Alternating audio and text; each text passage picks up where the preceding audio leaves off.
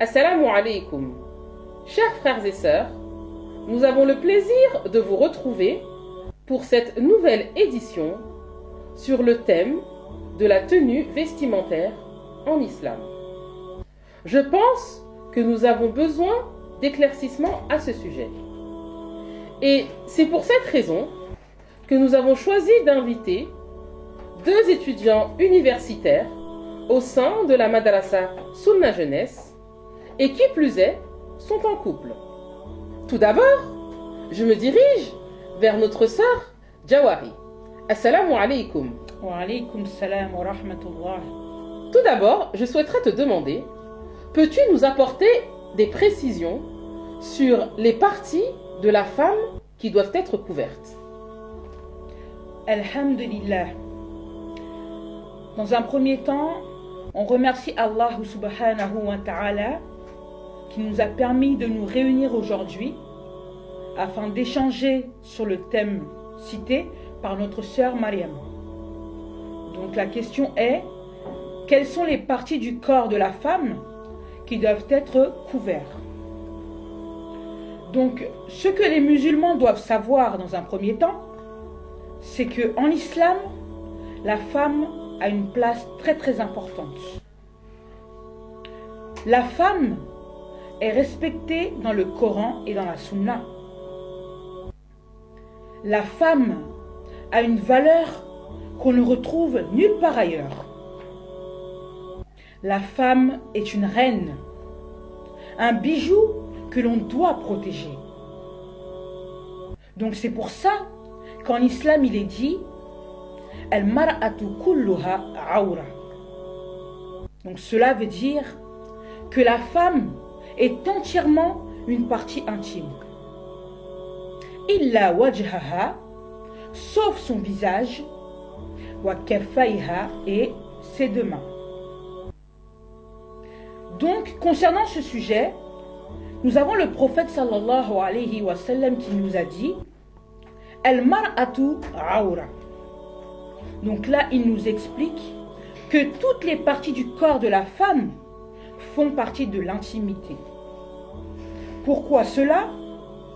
Car la femme, comme on l'a dit, est un bijou, un diamant que l'on doit protéger. Concernant ce sujet, nous avons également un second hadith du prophète sallallahu alayhi wa sallam qui nous dit La yaqbalu Allahu salata ha'idin illa bi khimar. Donc là, il nous dit qu'Allah accepte la prière d'une femme pubère que si elle est couverte. Donc, l'islam nous protège comme l'homme protège son diamant qui est dans sa boîte. Barakallahu fik pour cette réponse. Et donc, du coup, quelles sont les tenues vestimentaires que la femme doit porter pour justement couvrir ses parties? Alhamdulillah.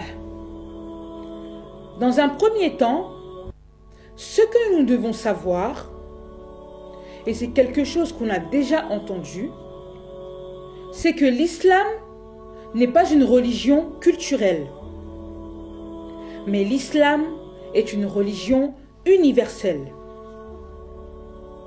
L'islam est une religion qui s'adapte à tout continent, à tout pays et à toute ville concernant les tenues vestimentaires, en respectant les règles islamiques. L'islam est là pour protéger et couvrir la femme, comme on a pu le dire précisément. Mais l'islam n'est pas là pour préciser un mode de tenue vestimentaire. C'est ça qu'il faut comprendre. Donc, comme l'islam est là pour protéger la femme, c'est pour cette raison qu'elle n'est pas autorisée à mettre des bijoux ou des parures. Tout cela pour sa protection. Allah subhanahu wa ta'ala nous dit dans son livre saint وَلَا يُبْدِينَ زِينَتَهُنَّ إِلَّا لِبُعُولَتِهِنَّ. Et qu'elles rabaissent leur voile sur leur poitrine et qu'elles ne montrent leurs atouts qu'à leur mari. Ici, lorsqu'on parle d'atouts, on parle des bijoux. On parle de l'avantage de la femme, de tout ce qui doit être montré au mari. Et pour préciser encore, au niveau de la tenue vestimentaire, cette tenue doit être large. Elle ne doit pas être trop serrée. Également, cette tenue ne doit pas avoir d'ornement. C'est-à-dire qu'il ne doit pas y avoir dessus de l'or, les bijoux qui vont faire briller le vêtement. Mais on ne parle pas de vêtements avec de couleurs. Donc, les vêtements peuvent être multicolores. Il n'y a aucun problème à cela en islam. Comme une femme qui va porter un bazin, c'est autorisé. Une femme qui va porter un wax de l'Afrique centrale, c'est autorisé également. Et il est également autorisé de porter un jilbab comme celui que je porte. Nous remercions notre sœur pour cet éclaircissement à ce sujet. Et maintenant, je me dirige vers notre frère Abu Inaya. Assalamu alaikum. Wa alaykum assalam wa rahmatullah. Nous te remercions d'avoir répondu à notre appel.